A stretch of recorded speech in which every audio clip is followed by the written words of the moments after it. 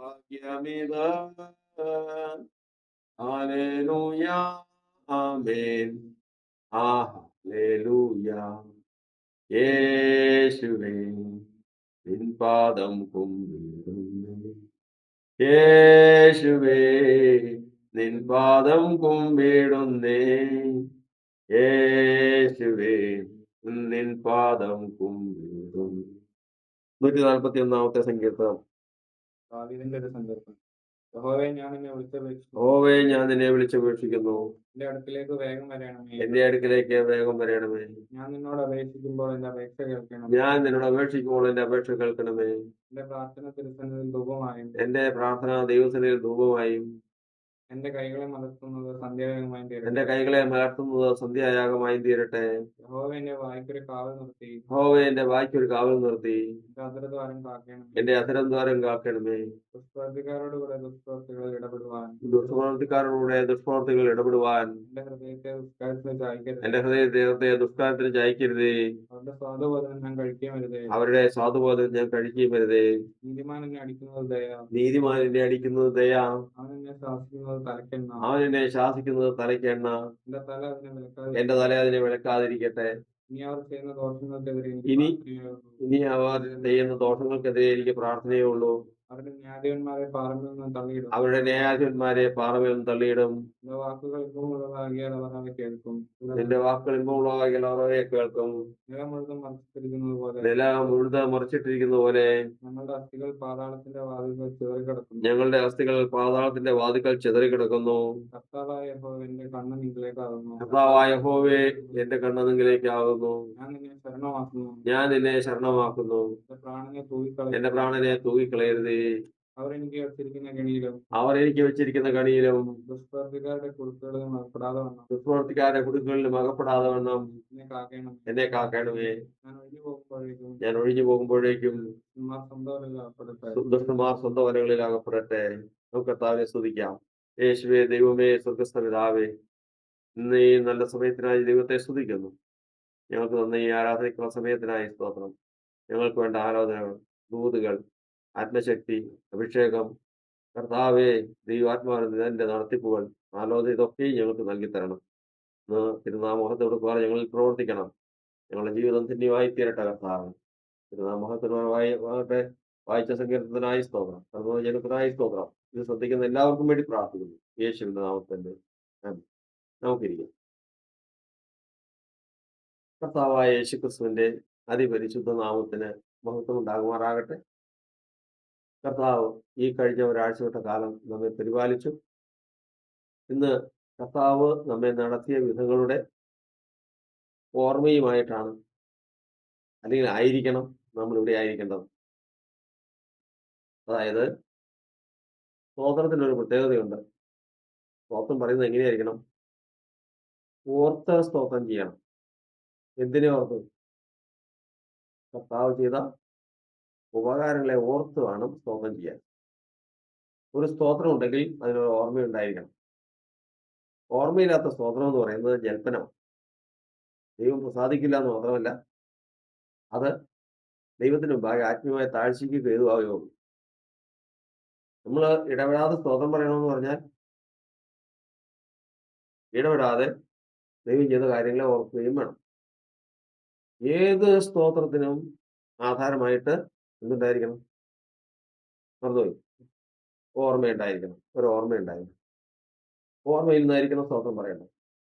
അപ്പോൾ നമ്മെ ഈ ഒരാഴ്ചക്കാലം കർത്താവ് പരിപാലിച്ച വിധം അത് ഏറ്റവും അതിശയം തന്നെയാണ്. ശ്രദ്ധിച്ചാൽ വചനം പറയുന്നത്, അവൻ പകൽ സമയത്ത് തന്നെ ദയ കൽപ്പിക്കും, രാത്രി കാലത്ത്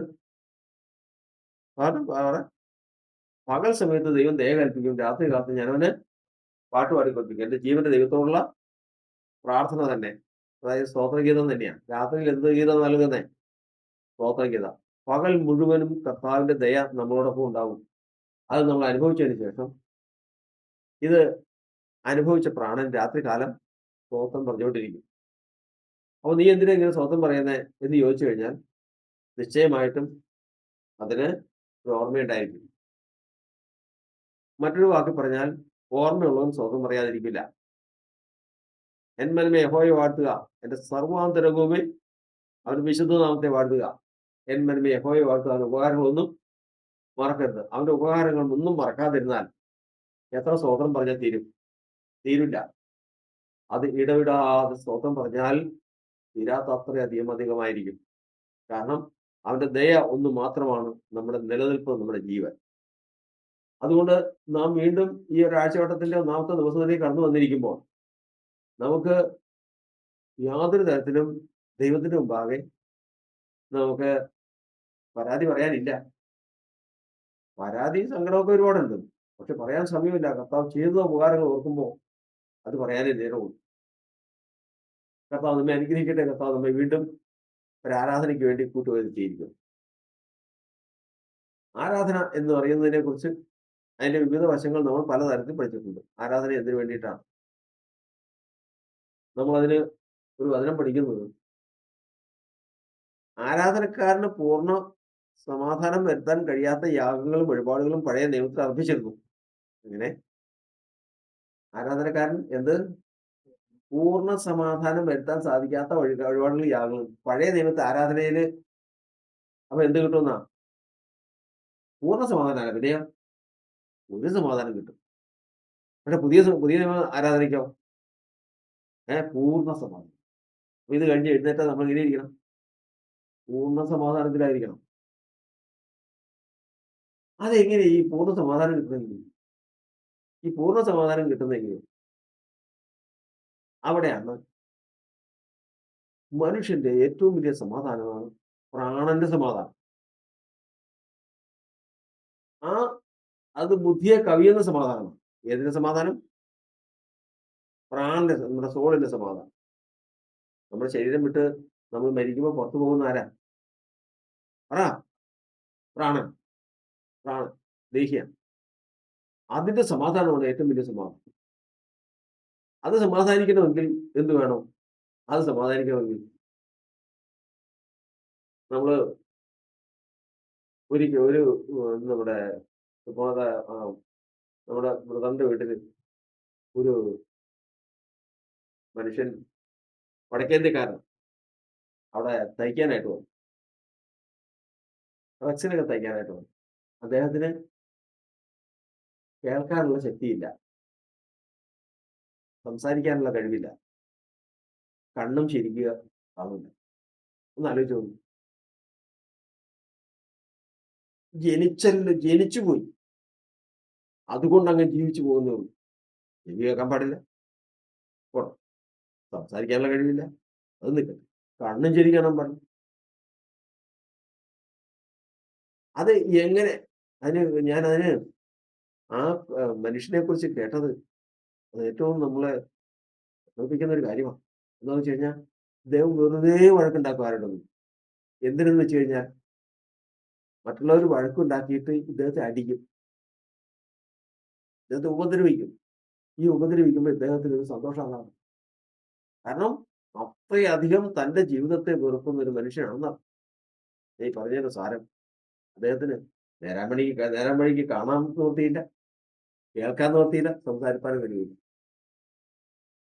ഇതുപോലെയാണ് ഈ ലോകത്തിലേക്ക് വന്ന് ജനിക്കുന്ന ഒരു മനുഷ്യന്റെ പ്രാണൻ. ലോകത്ത് വന്ന് ജനിക്കുന്ന ഒരു മനുഷ്യന് എന്തിനൊക്കെ കഴിവില്ല? ലോകത്തിൽ പാവത്തിൽ ജനിക്കുന്ന ഒരു മനുഷ്യന്റെ പ്രാണന് പുറമേയല്ല, പ്രാണന് എന്തൊക്കെ കഴിവില്ല? വെളിച്ചം കാണാൻ പാടില്ല. അതൊക്കെ പഠിക്കണം. ഇപ്പൊ ലോകത്തിൽ ജീവിക്കുന്ന ഈ ജാതികൾ ആയിട്ട് മനുഷ്യൻ ജീവിച്ചു, നമ്മൾ മുമ്പ് ജീവിച്ചോണ്ടിരുന്നത് നോക്കിയാൽ മതി. നമ്മുടെ പ്രാണന് എന്ത് ചെയ്യാൻ പാടില്ല? സംസാരിക്കാനുള്ള കഴിവില്ല, വെളിച്ചം കാണാനുള്ള കഴിവില്ല, പിന്നെ കേൾക്കാനുള്ള കഴിവില്ല, പിന്നെ അതിന്റെ വിശദീകരണം ഉണ്ട്. ഇതൊന്നും കഴിവില്ല. എന്തായിരിക്കും ആ പ്രാണന്റെ അവസ്ഥ?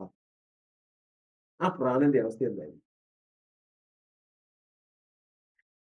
ഇങ്ങനെ ഒരു അവസ്ഥയില് ചോദിക്കുമ്പോ സന്തോഷമായിരിക്കുന്നോ? സന്തോഷമായിരിക്കുന്നു. സമാധാനമുണ്ടോ? ഇല്ല. എന്തുകൊണ്ടില്ല? എന്ത് പ്രയോജനം? വെളിച്ചം കാണാൻ നിവർത്തിയില്ല. ശബ്ദം കേൾക്കാൻ നിവർത്തിയില്ല. സംസാരിക്കാനുള്ള ശേഷിയില്ല. ഇതാരുടെ കാര്യം പറയുന്നത്? ആ പ്രാണന്റെ കാര്യം. ഈ പ്രാണന്റെ കാര്യമാണ് ഈ പറയുന്നത്. ഈ കഴിവുകളൊന്നുമില്ല.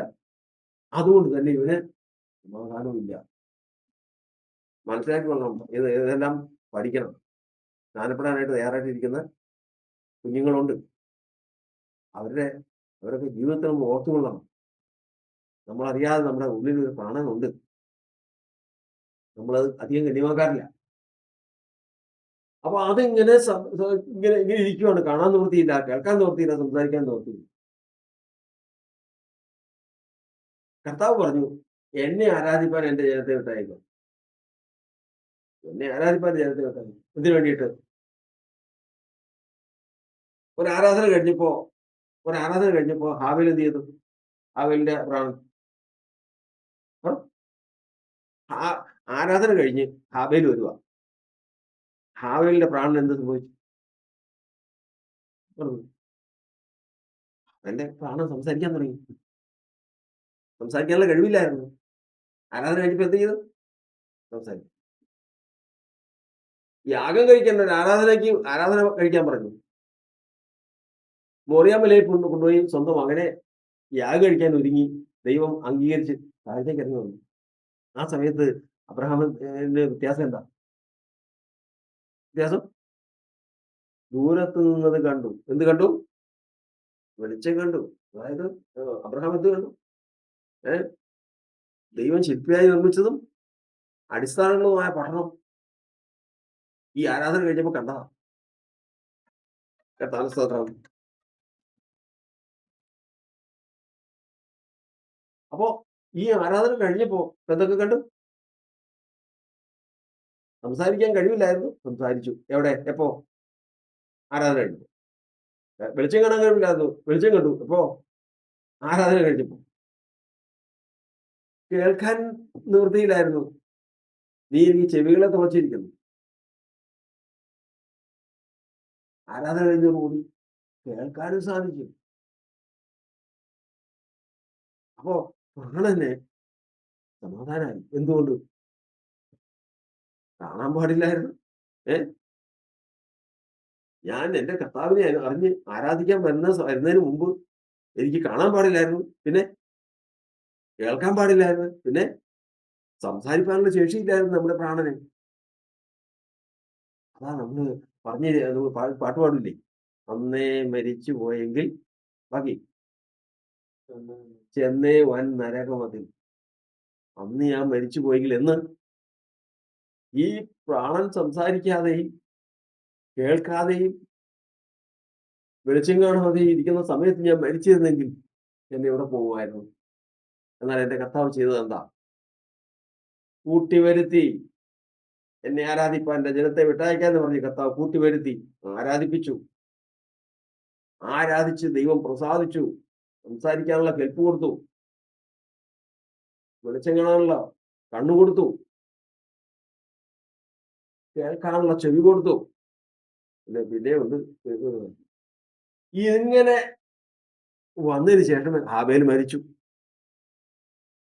ഹാബേൽ മരിച്ചു കഴിഞ്ഞിട്ട് ഇന്നും ഹാബേൽ എന്ത് ചെയ്തോണ്ടിരിക്കുക? ഇന്നും സംസാരിച്ചിരിക്കുക. അതിനറിയാം, വിശ്വാസത്തിൽ അവൻ ഇന്നും സംസാരിച്ചുകൊണ്ടിരിക്കുന്നു. അവൻ ഇന്നും കണ്ടുകൊണ്ടിരിക്കുക. ആരെ? കർത്താവിന്റെ മുഖം. അവൻ ഇന്നും കേട്ടുകൊണ്ടിരിക്കുക. ഏതാ?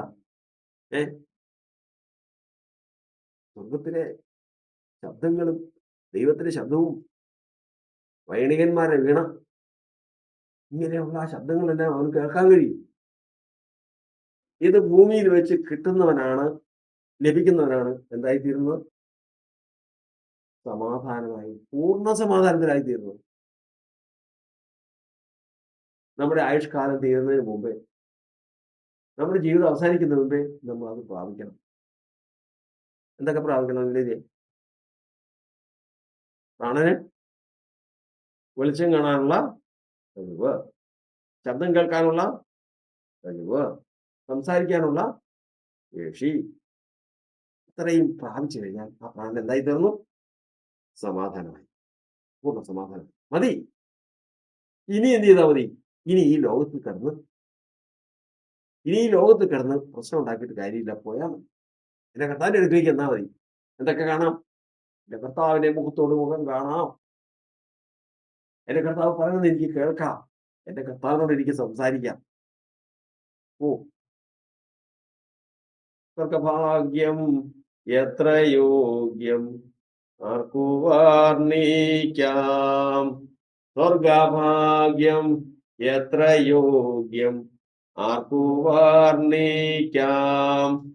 ആദിൻ ഭാഗ്യമോർക്കും തോറുമേനിക്കാശയേറുന്നേ. ആദിൻ ഭാഗ്യമോർക്കും തോറുമേനിക്കാശയേറുന്നേ. രണ്ടിനാൽ ഞാൻ രങ്ങി ഞാനും വാഞ്ചിച്ചിടുന്നു. രണ്ടിനാൽ ഞാരങ്ങി ഞാനും വാഞ്ചിച്ചിടുന്നു. ആത്മാ വീണ്ടെടുപ്പാം